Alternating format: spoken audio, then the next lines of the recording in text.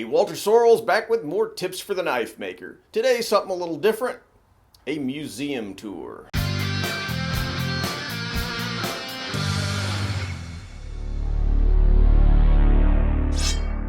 So, a buddy of mine who's a professor at the US Naval Academy in Annapolis, Maryland, recently gave me a tour of the campus, which included the Academy's museum. The museum was full of interesting and historically significant blades, so I thought I'd give a little shout out to the museum and encourage guys who are interested in both blades and history to visit the museum.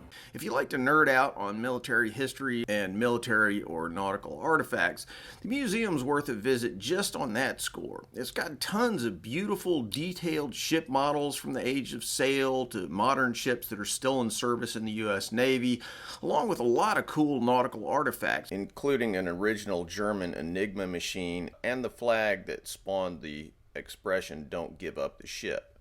But I thought I might spotlight a few of the exhibits that would be of particular interest to knife enthusiasts. I apologize that the pictures aren't that great. I took these really just for my own interest and not so much for the purpose of making a video.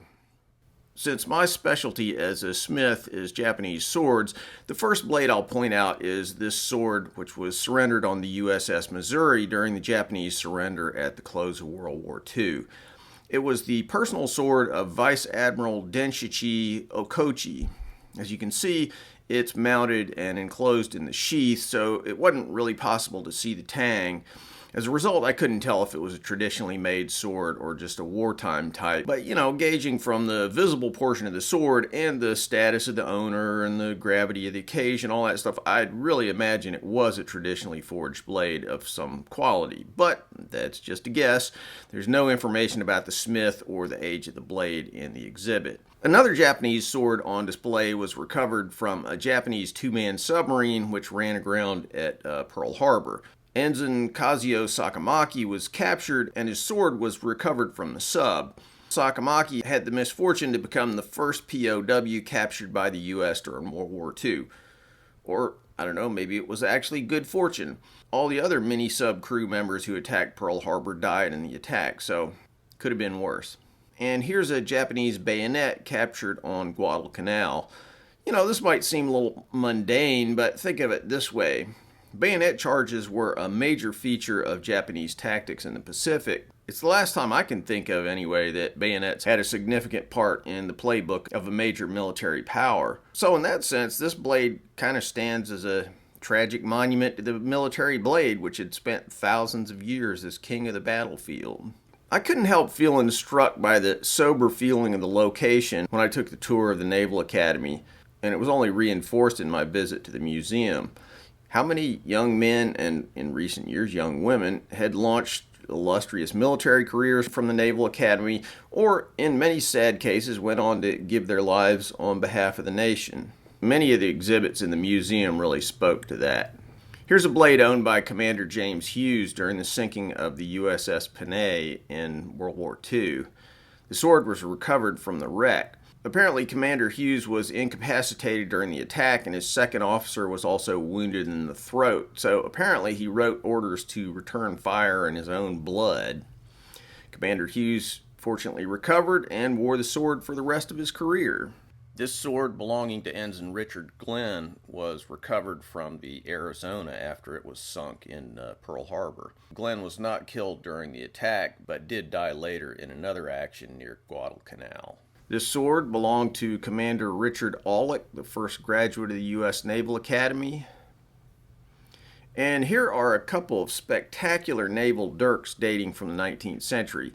Nothing particularly historically significant, but they both show off a real high degree of workmanship. Dirks were worn as part of the uniform, so to speak, during that period, but their use was later discontinued by regulation, so they didn't continue on much longer after these were made.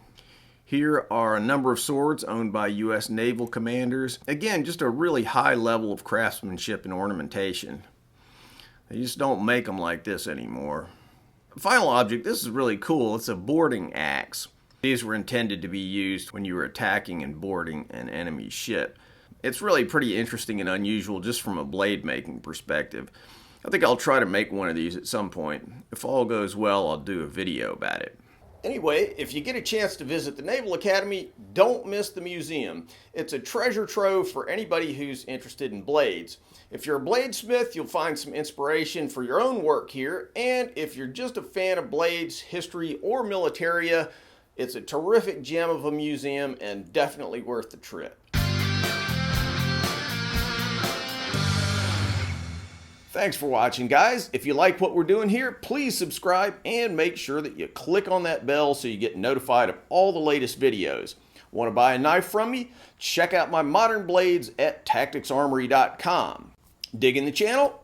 You can support our video making efforts on Patreon. You know, I've been banging away on these videos for like 10 years, so I hope you'll show some love for all that hard work. Link in the cards and descriptions. Finally, if you're interested in making Japanese swords, check out my full line of Japanese sword videos where I show how to forge Japanese swords as well as how to polish them and how to make fittings, handles, and scabbards. WalterSorrellsBlades.com.